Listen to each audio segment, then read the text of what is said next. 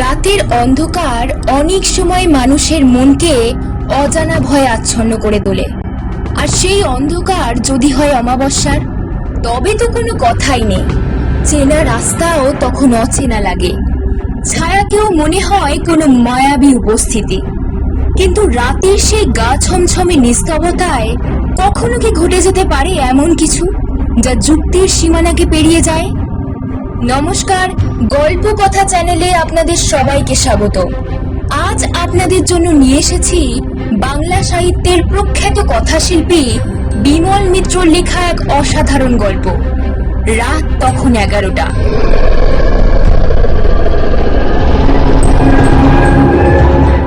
চলুন শুনে নেওয়া যাক আজকের গল্প।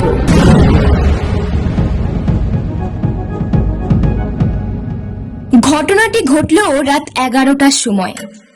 কলকাতা থেকে দেশে যাচ্ছি। দেশ বলতে যেখানে আমি জন্মেছি।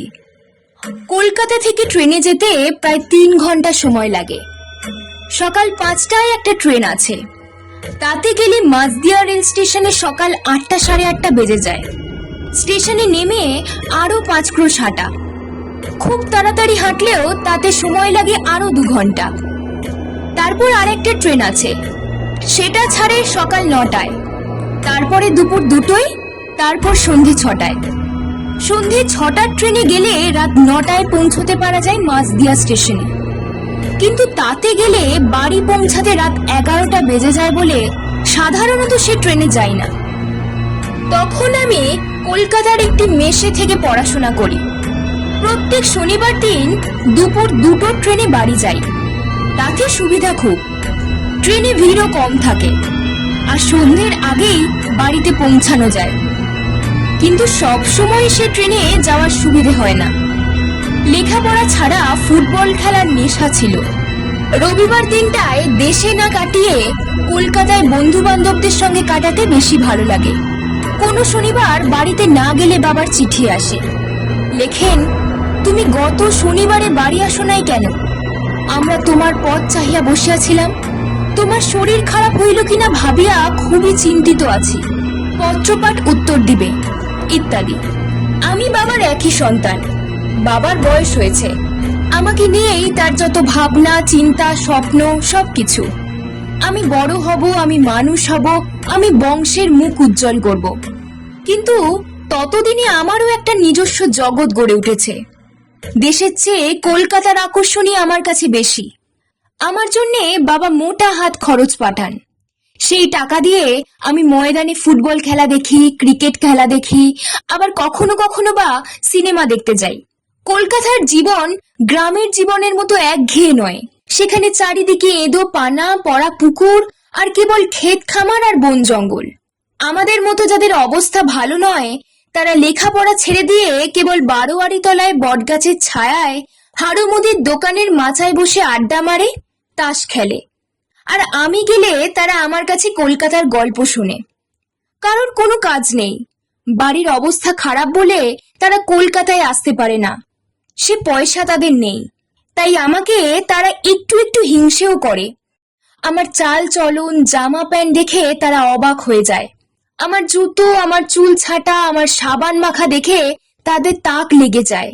কারণ আমাদের গ্রাম এমন এক গ্রাম যেখানে শহরের কোনো সভ্যতা ঢুকবার সুযোগ পায়নি। আমাদের বাড়ির পাশেই থাকতেন নসু কাকা।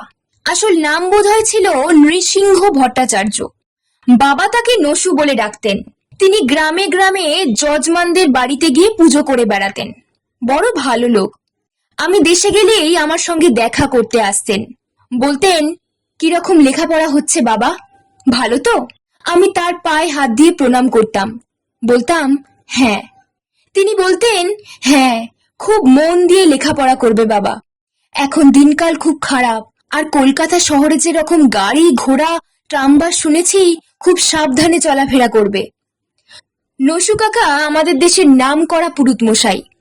তিনি না হলে কারোরই কোনো পুজো আচ্ছা হতো না। কেউ হাতে খড়ি দেবে, তাতেও যেমন তার ডাক পড়তো, আবার তেমন কারো বাড়িতে ছেলের অন্নপ্রাশন হবে, তাতেও তাকে চাই। তারপর আছে বারোয়ারিতলা দুর্গাপুজো, কালী পুজো থেকে আরম্ভ করে 3 ক্রোশ দূরে জমিদার বাবুদের বাড়িতে যত উৎসব, যত বিয়ে ব্রত উদযাপন, সবেতেই তার ডাক পড়তো। তা এই আবহাওয়াতেই আমি মানুষ। কিন্তু এই আবহাওয়াতে মানুষ হয়েও যে ঘটনাটা ঘটলো তার কথাই বলি। কলকাতার তখন আমার স্কুলে পরীক্ষা চলছিল। 3 সপ্তাহ দেশে যেতে পারিনি। বাবাকে সে কথা লিখে দিয়েছিলাম যে আমি 3 সপ্তাহের জন্য দেশে যেতে পারবো না। পরীক্ষা যেদিন শেষ হলো সেদিন শনিবার। মেসে এসে ভাবলাম 2টো ট্রেন ধরবো, কিন্তু কয়েকদিন ধরে রাত জেগে পড়বার পর বড় ক্লান্ত হয়ে পড়েছিলাম। ঘড়িতে তখন 12:30। আধ ঘন্টা ঘুমিয়ে নেওয়া যাক। কিন্তু যখন ঘুম ভাঙলো তখন দেখলাম দেয়াল ঘড়িতে বেলা 3:30। আমার বন্ধু যে আমার পাশের বিছানায় শুতো সেও দেখলাম অঘরে ঘুমোচ্ছে। মনে হলো সর্বনাশ, 2টোর গাড়ি তো কখন ছেড়ে দিয়েছে। এরপরে তো সেই সন্ধে 6টার আগে দেশে যাবার আর কোনো গাড়ি নেই। সে গাড়িতে গেলে দেশের বাড়িতে পৌঁছাতে তো সেই 11টা বেজে যাবে। কিন্তু শিয়ালদা স্টেশন থেকে গাড়ি ছাড়তেই সেদিন কেন জানি না আধ ঘন্টা দেরি হয়ে গেল।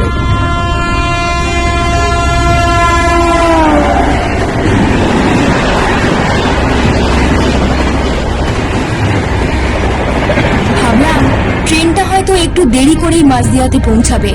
তার মানে যখন 5 ক্রোশ হেঁটে বাড়ি পৌঁছাবো তখন রাত 12টা বেজে যাবে। বাবা হয়তো বকাবকি শুরু করে দেবেন, বলবেন দুপুর 2টোর ট্রেনে আসতে পারলে না। কিন্তু না, ট্রেনটা ঠিক সময়ে মাঝদিয়া স্টেশনে গিয়ে পৌঁছালো। আমি নিশ্চিন্ত হয়ে গেলাম। এদিককার প্ল্যাটফর্মে পৌঁছে টিকিট দেখিয়ে গেট পার হলাম। গেটের বাইরেই বাজার। অত রাত বলেই বাজারে লোকজনের ভিড় বেশ পাতলা। তাড়াতাড়ি বাজার ছাড়িয়ে বড় রাস্তায় গিয়ে পৌঁছালাম। ভেবেছিলাম একটা সাইকেল রিক্সা ভাড়া করে বাড়ি পৌঁছাবো, কিন্তু কোনো রিক্সাওয়ালাই অত দূরে যেতে চাইলো না। বেশি টাকার লোভ দেখিয়েও কাউকে রাজি করাতে পারলাম না। সবাই এক কথা বলে, অত দূরে সওয়ারি নিয়ে গেলে ফিরে আসতে রাত 1টা বেজে যাবে। আমি বললাম আমি তোমাদের ডবল ভাড়া দেব, তবু কেউ যেতে রাজি হলো না। অগত্যা হাঁটতে শুরু করলাম। হাতে অনেক জিনিস ছিল আমার। বাবা কাশির ওষুধ কিনে নিতে লিখেছিলেন। শিয়ালদা স্টেশনে পৌঁছাবার আগে ওষুধের দোকান থেকে তা কিনে নিয়েছিলাম। মার জন্য নিয়ে গেছিলাম 1000 মলম। মার পায়ে হাজা হয়েছিল। তারপর গামছা কিনেছিলাম একটা বাবার জন্য। আরো অনেক খুচরো খুচরো জিনিস কিনেছিলাম, যা যা বাবা কলকাতা থেকে কিনে নিয়ে যেতে বলেছিলেন। রাস্তা দিয়ে একলা একলা হেঁটে চলেছি। চারিদিকে নিশুতি অন্ধকার। রাতে গ্রামের লোকজন সকাল সকাল ঘুমিয়ে পড়ে, কারণ ভোর ভোর উঠতে হয় সকলকে। বড় বড় গাছগুলোকে দূর থেকে অন্ধকারের পাহাড় বলে মনে হচ্ছে। খানিক দূর গিয়ে পিচের রাস্তা শেষ হলো। অমাবস্যার রাত। আকাশে শুধু তারাগুলো জ্বলছে মাথার ওপর। মাঝে মাঝে শেয়ালের হুক্কা হুয়া কানে আসছে। 2-1টা কুকুর আমাকে দেখে ঘেউ ঘেউ করে ডেকে উঠল, কিন্তু আমাকে চিনতে পেরে আবার চুপ করে গেল। তবু আমার কেমন যেন ভয় করতে লাগলো, কিন্তু কিসের যে ভয় বলতে পারবো না। একটা রাস্তার মোড়ে এসে দাঁড়ালাম। চারিদিকে কয়েকটা বড় বড় বটগাছ ডালপালা ছড়িয়ে জায়গাটিকে ঢেকে রেখেছে। শনি মঙ্গলবার ওই জায়গায় হাট বসে। হাট বেলাবেলি শেষ হয়ে গেছে। চারিদিকে 2-4টে ছোটখাটো দোকান। তারাও দোকানের ঝাঁপ বন্ধ করে তখন যে যার বাড়ি চলে গেছে। বহুদিন আগে ওই বট গাছের ডালে একজন মানুষ গলায় দড়ি দিয়ে আত্মহত্যা করেছিল। সে ছোটবেলাকার ঘটনা, কিন্তু তখন থেকেই জায়গাটায় এসে দাঁড়ালেই দিনের বেলাতেও কেমন গা ছমছম করত। আর তখন তো রাত 10:30 বেজে গেছে। মনে পড়ল বাবা মা বোধ হয় এতক্ষণ ঘুমিয়ে পড়েছেন। বিকেল গড়িয়ে সন্ধে হয়ে রাত হয়ে গেল। তারা ভাবছেন আমি আর আসবো না। মা আমার জন্য ভাত রান্না করে বসেছিল। বাবা বলছেন, আর কেন বসে আছো? খোকা আজকে বোধহয় এলো না, তুমি খেয়ে নিয়ে শুয়ে পড়ো। মা বোধহয় তখন খেয়ে নিয়েছে। তারপর আমার কথা ভাবতে ভাবতেই বিছানায় শুয়ে ঘুমিয়ে পড়েছে। এইসব কথা ভাবতে ভাবতে হেঁটে চলেছি। রাত তখন 11টা বেজে গেছে। রাস্তাটা গিয়ে নলগাড়ির নাবালে গিয়ে মিশেছে। আগে এখানে একটা নদী ছিল। আগে যখন নদীতে জল ছিল তখন খেয়া নৌকায় এপার ওপার করতে হতো, কিন্তু এখন নদীটা শুকিয়ে গেছে। সেখানে ঢালু জমিতে এখন চাষবাস হয়। তারই এক পাশ দিয়ে গরুর গাড়ি যাবার রাস্তা হয়েছে। বর্ষার পর গরম পড়াতে রাস্তায় আবার ধুলো জমেছে। এখানকার লোক তাই ও জায়গাটার নাম দিয়েছে নলগাড়ির নাবাল। আমি ঢালু রাস্তায় নামতে লাগলাম। তারপর সামনের দিকে নজর পড়তেই যা দেখলাম তাতে আমার শরীরের রক্ত হিম হয়ে গেল। দেখলাম ওপারের রাস্তা দিয়ে একটা দাড়িওয়ালা মূর্তি ঢালু রাস্তা দিয়ে আমার দিকে নেমে আসছে। রাস্তায় তার পা নেই, শুধু হাওয়ায় ভাসতে ভাসতেই এগিয়ে আসছে আমার দিকে। আমি আর এগোলাম না, এগোতে ভয় করলো। ও কি তবে সেই লোকটার মূর্তি যে একদিন বটগাছে গলায় দড়ি দিয়ে মরেছিল? তখন কত লোকের মুখে শুনতে পেতুম যে সে নাকি এই অঞ্চলে ভূত হয়ে ঘুরে বেড়ায়, কিন্তু আমি নিজের চোখে কখনো দেখিনি। হঠাৎ আমাকে লক্ষ্য করে মূর্তিটা কথা বলে উঠল, বললে, কে ওখানে? আমি কি জবাব দেব বুঝতে পারলাম না, শুধু একটু থেমে বললাম, আমি কে? বলতে বলতে মূর্তিটা আমার দিকে আরো এগিয়ে আসতে লাগলো। সামনে মুখের কাছে এসে বলল, কে কে তুমি? আমি ভয়ে শিউরে উঠেছি। তখন কিছু জবাব দিতে পারলাম না সেই মুহূর্তে। মূর্তিটা জিজ্ঞেস করলে, ও তুমি বিমল, ধীরেজদার ছেলে? আমার তখন যেন জ্ঞান ফিরে এলো। চিনতে পারলাম মূর্তিটাকে, আমার নসু কাকা। বললাম, নসু কাকা আপনি? নসু কাকা বললেন, হ্যাঁ আমি। তা তোমার আসতে এত দেরি হলো যে?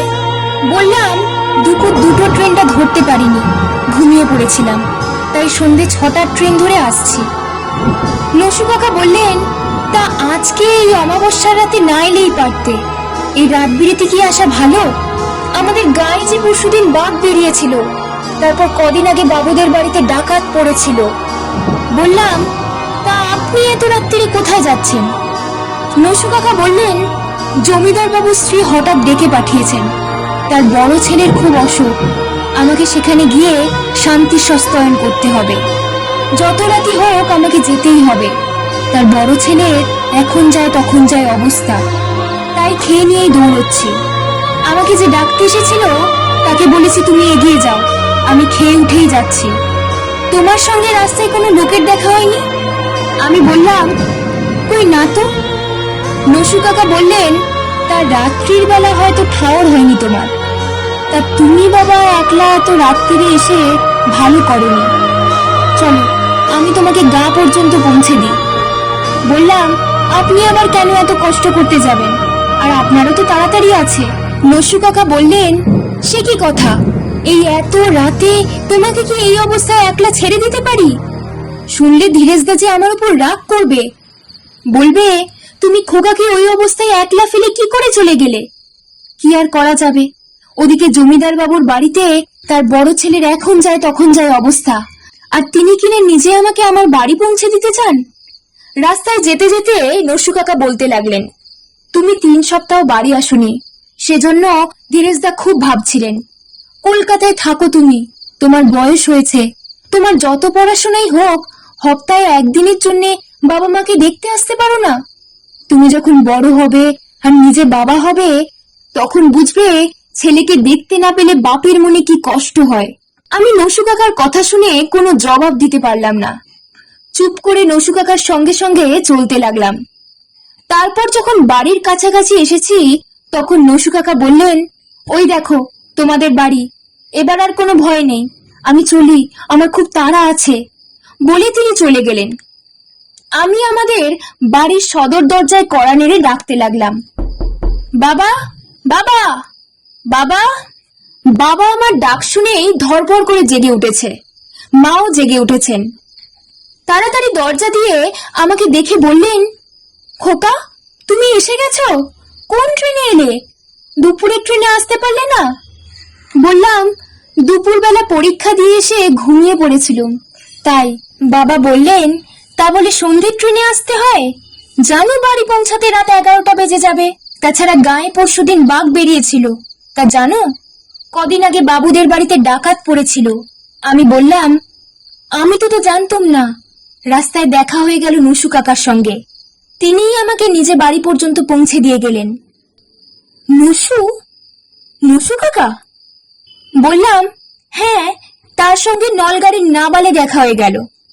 তিনি জমিদার বাবুদের বাড়ি যাচ্ছিলেন। তাদের বড় ছেলে মরো, তাই তিনি শান্তি সস্তায়ন করতে সেখানে যাচ্ছিলেন। বাবা আমার দিকে হতবাকের মতো চেয়ে রইলেন। মাও অবাক। বাবা বললেন, তুমি ঠিক দেখেছ? তোমার নসু কাকা, তিনি তোমার সঙ্গে কথা বলেছেন? তুমি কিসব আবল তাবল বকছো? আমি বললাম, বারে, আমি ভুল দেখবো কেন? আমি নসু কাকাকে চিনতে পারবো না? বাবা বললেন, কিন্তু তোমার নসু কাকা যে পরশুদিন মারা গিয়েছেন। আমরা যে নবদ্বীপে গিয়ে তার সৎকার করে এলুম।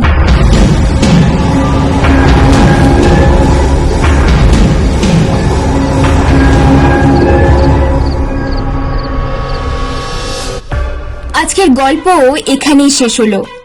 আজকের গল্প পাঠে ছিল রিম অর্থাৎ আমি, এবং সাউন্ড ও এডিটিং এ চিরঞ্জিত।